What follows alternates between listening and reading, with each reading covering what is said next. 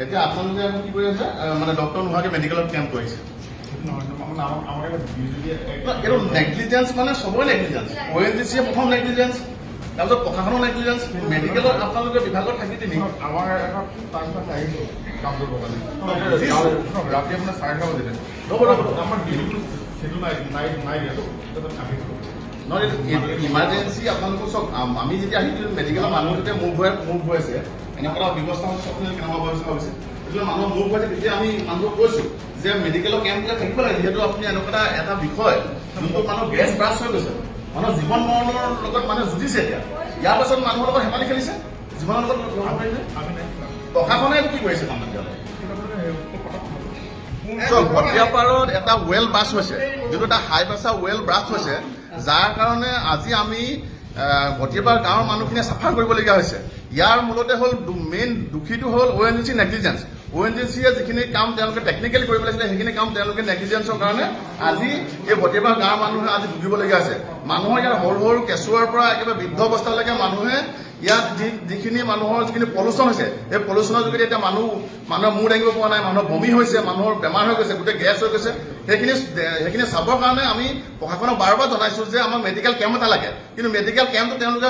কি কৈছে গাড়ীখন পঠাই দিছে ড্ৰাইভাৰটো পঠাই দিছে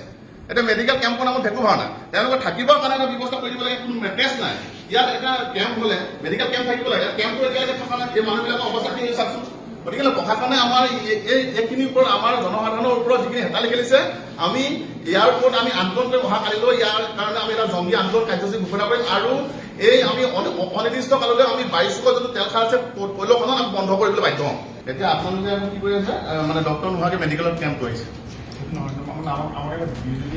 এইটো নেগলিজেঞ্চ মানে চবৰে নেগলিজেঞ্চ ONGCয়ে প্ৰথম নেগলিজেঞ্চ তাৰপিছত প্ৰশাসনৰ নেগলিজেঞ্চ মেডিকেলত আপোনালোকে বিভাগত থাকি তিনি আমাৰ এটা তাৰপিছত আহিছোঁ কাম কৰিবৰ কাৰণে ৰাতি আপোনাৰ 9:30 বজাতে আমাৰ ডিউটি সেইটো নাই দিয়াটো আহিছোঁ নহয় ইমাৰ্জেঞ্চি আপোনালোকৰ চব আমি যেতিয়া আহিছোঁ মেডিকেলৰ মানুহ যেতিয়া মুভ হৈ আছে এনেকুৱা ব্যৱস্থা হৈছে চব কেনেকুৱা ব্যৱস্থা হৈছে যেতিয়া মানুহৰ মুভ হৈছে তেতিয়া আমি মানুহক কৈছোঁ যে মেডিকেলৰ কেম্পবিলাক থাকিব লাগে যিহেতু আপুনি এনেকুৱা এটা বিষয় যোনটো মানুহৰ গেছ ব্ৰাছ হৈ গৈছে মানুহৰ জীৱন মৰণৰ লগত মানুহে যুঁজিছে এতিয়া ইয়াৰ পাছত মানুহৰ লগত হেমালি খেলিছে জীৱনৰ লগত প্ৰশাসনে কি কৰিছে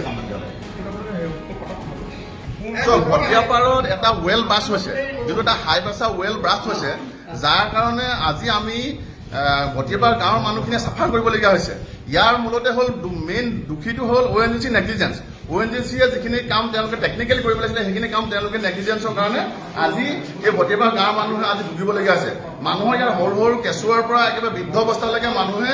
ইয়াত যিখিনি মানুহৰ যিখিনি পলিউশ্যন হৈছে সেই পলিউশ্যনৰ যোগেদি এতিয়া মানুহৰ মূৰ দাঙিব পৰা নাই মানুহৰ বমি হৈছে মানুহৰ বেমাৰ হৈ গৈছে গোটেই গেছ হৈ গৈছে সেইখিনি চাবৰ কাৰণে আমি প্ৰশাসনক বাৰ জনাইছোঁ যে আমাৰ মেডিকেল কেম্প এটা লাগে কিন্তু মেডিকেল কেম্পটো তেওঁলোকে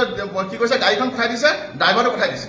এতিয়া মেডিকেল কেম্পৰ নামত ভেকু ভৰা নাই তেওঁলোকে থাকিবৰ কাৰণে এটা ব্যৱস্থা কৰি দিব লাগে কোনো মেট্ৰেছ নাই ইয়াত এটা কেম্প হ'লে মেডিকেল কেম্প থাকিব লাগে কেম্পটো এতিয়ালৈকে থকা নাই এই মানুহবিলাকৰ অৱস্থা কি চাওকচোন গতিকে প্ৰশাসনে আমাৰ এইখিনিৰ ওপৰত আমাৰ জনসাধাৰণৰ ওপৰত যিখিনি হেতালি খেলিছে আমি ইয়াৰ ওপৰত আমি আন্দোলন কৰি অহা কালিলৈ ইয়াৰ কাৰণে আমি এটা জংগী আন্দোলন কাৰ্যসূচী ঘোষণা কৰিম আৰু এই আমি অনিৰ্দিষ্ট কাললৈ আমি 22 যোনটো তেল খাৰ আছে পৈলখনত আমি বন্ধ কৰিবলৈ বাধ্য হ'ম